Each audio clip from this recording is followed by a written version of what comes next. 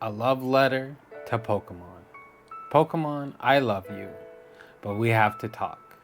For as long as I can remember, you have been a mainstay in my life.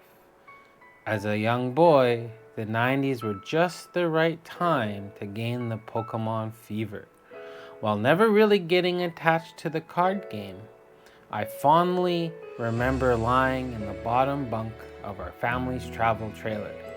Weird, twisty lamp connected to the side of my teal blue Game Boy Color. Battling alongside with my way too overleveled Blastoise as we traveled to become the Pokemon champion in my new copy of Blue version.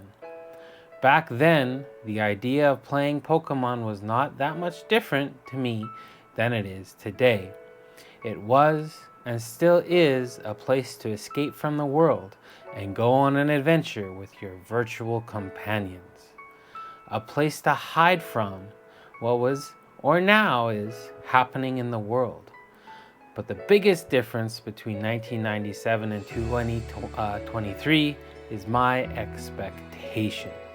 As a 7-year-old, going on the adventures and just having a good old time was all I needed.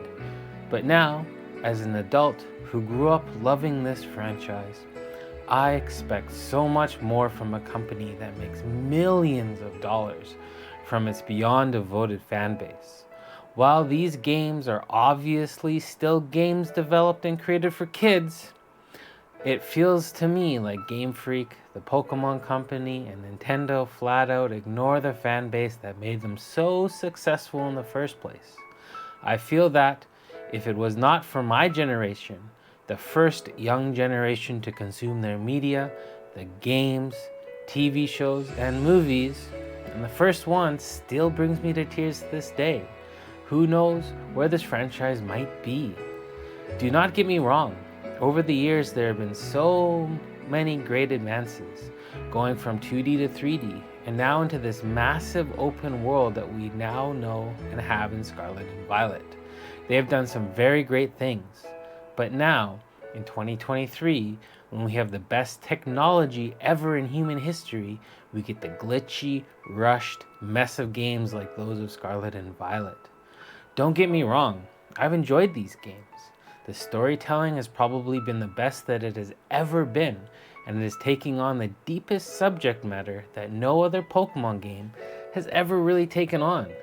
Along with the foundation of a true open world experience, these are the only shining lights in a true storm of a game.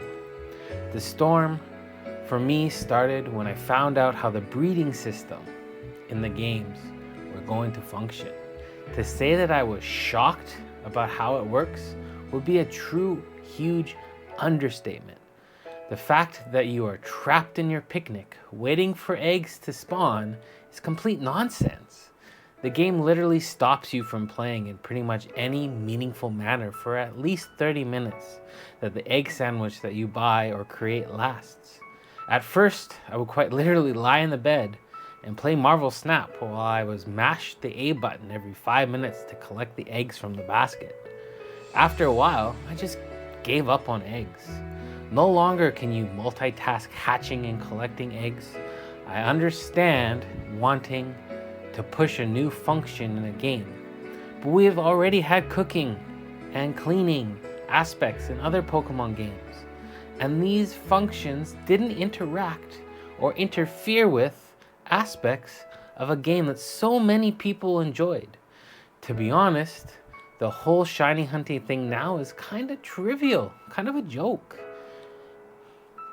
You can get any shiny you want at any point in time. I feel that this makes the shiny Pokemon not really as special as they once were. Gone were the days where you boasted to your friends about hatching 500 eggs and finally getting that shiny Growlithe that you wanted and you knew, and it was the best thing ever. Now you literally just pop a sandwich and catch one in less than 30 minutes.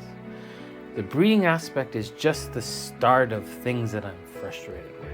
But regardless of what my complaints are about this game, Pokemon will always be in my blood. I have a literal permanent place with me too, no joke. I have a Haunter tattoo on my calf. All I'm really asking for is that the developers of the next mainline Pokemon game take some time to think about the original fans of the game. We're no longer 7, 8 years old. We are in our late 20s, early 30s, and some even older. Some of us are now purchasing 2 copies of the game, one for ourselves and one for our own children. So please give us something. Difficult Sentis, the graphics that we know and we deserve in 2023 and beyond. We all know it's possible. Just look at some of the stuff that's been put out on the Switch these days. I'm not speaking now and writing this script as someone who hates this franchise. I am doing so as someone who lives and breathes this beloved franchise like it was my own family. And all I want is for it to meet my and all of its original fans' expectations. Pokemon, I love you, and I always will. But I hope that you do better in the next generation offerings. One of your biggest fans, Mr. Pisto. Thanks for watching. Like, subscribe, and notify.